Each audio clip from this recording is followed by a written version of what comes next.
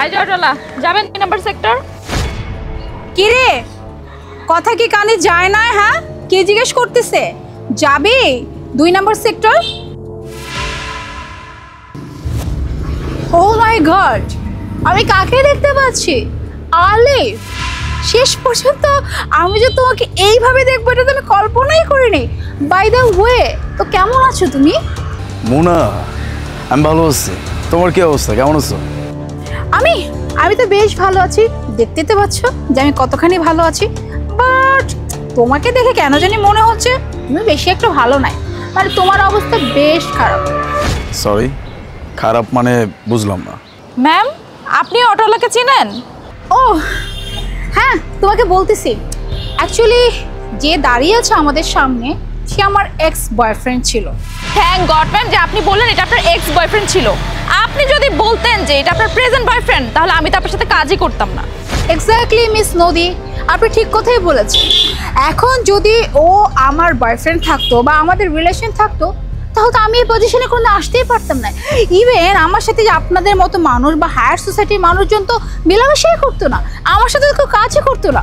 ভাগ্যেশ একদম অন টাইমে ওকে আমি ডাম্প করে ছুঁড়ে ফেলে দিয়েছিলাম। এক্সকিউজ মি, এই অটো আমার না, আমি অটো চালক না।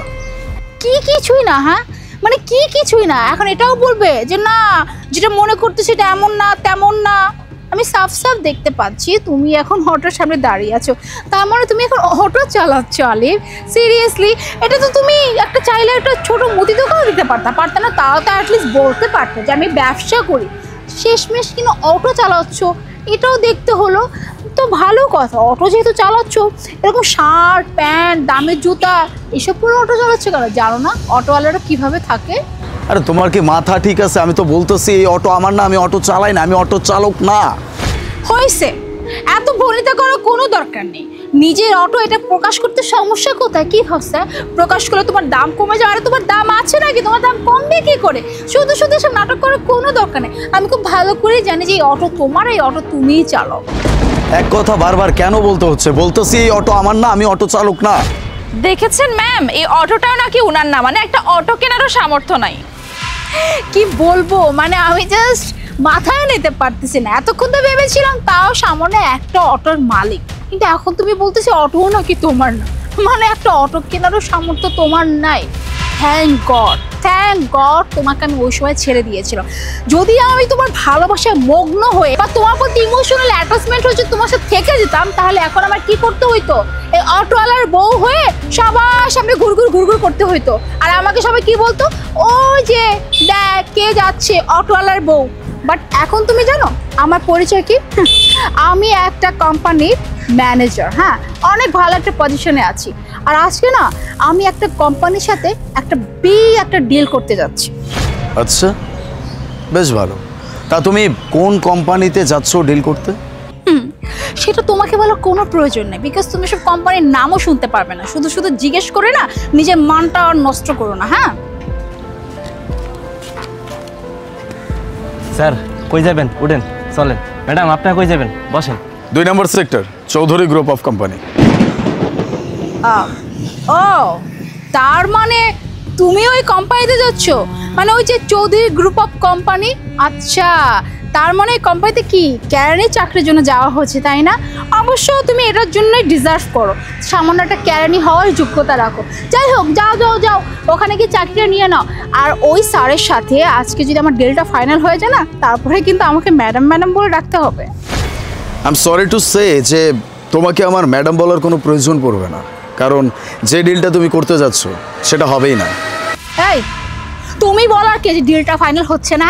তুমি কি ওখানকার বস না ওখানকার মালিক যে তুমি বলবার ডিলটা ফাইনাল হচ্ছে না? কত বড় সাহস আমার ডিল নিয়ে কথা বলে! এক্স্যাক্টলি, একদম ঠিক ধরছো। ওই কোম্পানির একমাত্র মালিক আমি।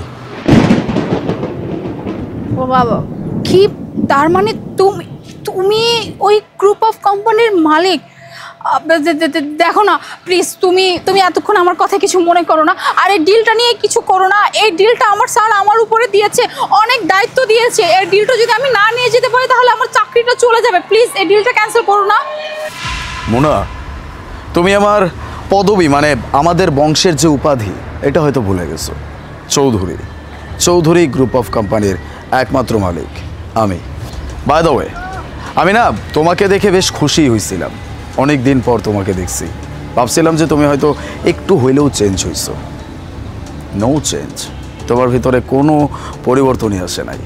একটা মানুষকে কিভাবে ট্রিট করতে হয়, একটা মানুষের সাথে কিভাবে কথা বলতে হয়, এই ন্যূনতম ম্যানার্সটুকু তোমার ভিতরে নাই। আগেও ছিল না, এখনও নাই। আর কি যেন বলছো, আমাকে ছেড়ে দিয়ে তুমি তোমার জীবনের সব থেকে ভালো একটা কাজ করছো, আমাকে ডাম্প করে তোমার জীবন এখান থেকে এখান অবধি চলে গেছে। সরি, তোমারটা আমি জানি না, তবে আমারটা খুব ভালো করে জানি। তুমি আমার জীবন থেকে চলে যাওয়ার পরে আমি অনেক ভেঙে পড়ছিলাম। আমার মনে হয়েছিল যে মানুষটাকে এত ভালোবাসলাম সেই মানুষটা আমাকে ছেড়ে চলে গেল, আমি এখন বাঁচবো কীভাবে, আমার জীবনটা চলবে কিভাবে। তারপর নিজেকে এমনভাবে পরিবর্তন করতে শুরু করলাম, যেই মানুষটা আমাকে অপমান করছে সেই মানুষটাকে আমি যোগ্য উত্তর দিব। আর আজকে সেই সময় চলে আসছে। চৌধুরী গ্রুপ অফ কোম্পানি, যেই কোম্পানিতে কিনা তুমি ডিল করার জন্য যাচ্ছ, সেই কোম্পানির মালিক আমি, তোমার এক্স, যাকে তুমি ডাম্প করে তোমার জীবনের সব থেকে বেস্ট একটা ওয়ার্ক তুমি করে ফেলছো। এটা তোমার কাছে মনে হয়? এখন আমার কাছে মনে হয় আমার জীবন থেকে তুমি চলে যাওয়াতে আমার জীবনের সব থেকে বড় উন্নতি আমি করতে পারছি। যাই হোক, কষ্ট করে আর অফিস পর্যন্ত যেতে হবে না, কারণ তোমার মতো একজন মানুষের সাথে ডিল আমি করছি না। প্লিজ, এই ডিলটা আমার জন্য অনেক ইম্পর্টেন্ট, এই ডিলটা ক্যান্সেল করবো না। আই ডোন্ট কেয়ার, আমার কিচ্ছু যায় আসে না। তোমার কি হবে না হবে সেটা তুমি নিজে ভেবে নাও, আমারটা আমি ভেবে নিই। তোমার মতো মানুষের সাথে যদি ডিল আমি করি তাহলে আমার কোম্পানি নিচে চলে যেতে খুব একটা সময় লাগবে না। আমি সেটা চাই না। একজন কোম্পানির মালিক হিসেবে অবশ্যই আমি এইটাই চাইবো যে আমার কোম্পানি যেন ডে বাই ডে আরও ডেভেলপ করে। সো থ্যাংক ইউ, কষ্ট করে অফিসে যাওয়ার কোনো প্রয়োজন নেই। Bye. Mona, one more thing, don't জাজ a book by its cover. চলো।